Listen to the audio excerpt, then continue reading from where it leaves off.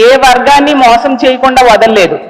ముఖ్యంగా ఎన్నో పథకాలు మహిళలకు ఇస్తామని మహిళల్ని నిట్ట నిలువున మోసం చేసిన పరిస్థితి మనం చూస్తూ ఉన్నాం. ఈరోజు తీసుకుంటే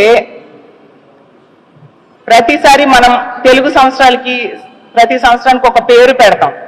ప్రజలందరూ కూడా 2024 సంవత్సరంని ఈ కూటమి ప్రభుత్వం అధికారంలోకి వచ్చాక వెన్నుపోటు నామ సంవత్సరం అని పిలుస్తూ ఉన్నారు.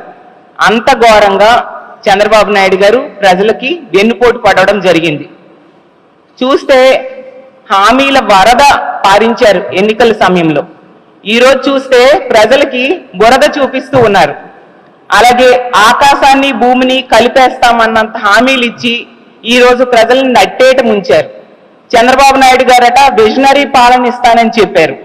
ఈరోజు హామీలు మర్చిపోయే గజనీ పాలన ఈ 7 నెలల్లో